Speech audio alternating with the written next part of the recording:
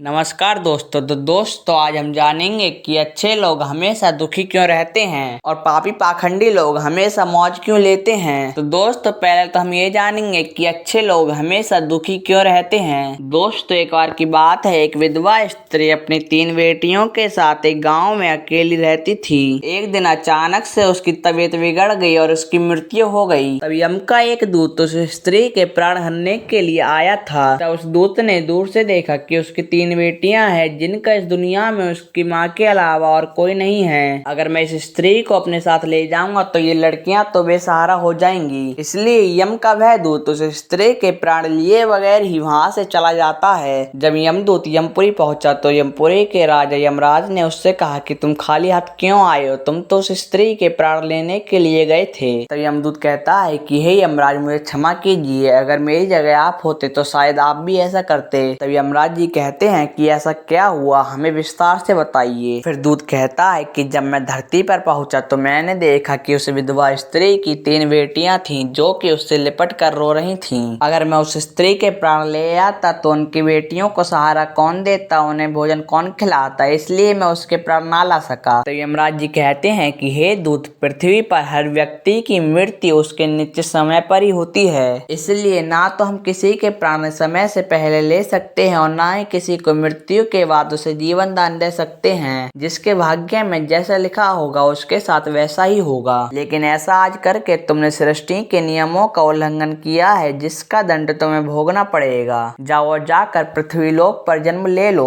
तो यमदूत कहता है कि हे यमराज जी, मेरा पृथ्वी लोक से उद्धार कैसे होगा। तो यमराज जी कहते हैं कि जब तुम अपनी मूर्खता पर 3 बार खिलखिला कर हंस लोगे तो तुम्हें उस पृथ्वी से उद्धार हो जाएगा। इसके बाद यमराज ने उसे पृथ्वी पर भेज दिया, लेकिन नीचे आते समय वह एक मनुष्य के रूप में आ गया, इसलिए वह ठंड के कारण बेहोश हो गया था। तभी वहां से एक मोची गुजर रहा था जो कि ठंड से बचने के लिए अपने बच्चों को कपड़े खरीदने जा रहा था। तब उसने देखा कि एक नग्न व्यक्ति सड़क पर बेहोश पड़ा है। तब उस मोची ने अपने बच्चों को कपड़े ना दिलाकर उस दूत को कंबल और कपड़े खरीद कर दे दिए। तब दूत ने उस मोची से कहा कि हे भाई, मेरा तो इस दुनिया में ना ही कोई परिवार है और ना ही कोई घर, आखिर मैं जाऊं तो जाऊं कहाँ। तब मोची कहता है कि हे भाई, तुम मेरे साथ चलो, मैं तुम्हें खाने के लिए भोजन और साथ ही कुछ काम दिला दूंगा। तब दूत उस मोची के साथ उसके घर पर आ जाता है, लेकिन ये देखकर उसकी पत्नी मन ही मन कहती है कि ये तो बच्चों के लिए कपड़े लेकर गए थे, लेकिन उल्टा ही एक व्यक्ति को अपने साथ घर पर ले आए। ये देखकर मोची की पत्नी उस मोची से खूब झगड़ती है, लेकिन ये सब देखकर दूत खूब खिलखिलाकर हंसता है। तब मोची कहता है कि ये भाई, तुमने ऐसा क्या देख लिया जो तुम्हें इतनी हंसी आ रही है। तब यम का दूत कहता है कि मैं ये तुम्हें वक्त आने पर बताऊंगा। तब दूत उस मोची के घर पर रहकर उसका सारा काम सीख जाता है और खूब सुंदर सुंदर जूते चप्पल बनाने लगता है, जिससे उस मोची की खूब आमदनी होती है। जहाँ तक कि बड़े बड़े राजा और महाराजा भी उसके यहाँ के जूते चप्पल पहनने लगते हैं। तब एक दिन राजा का सैनिक चमड़ा लेकर उस मोची के घर पर आता है और कहने लगता है कि हे मोची, ये महाराज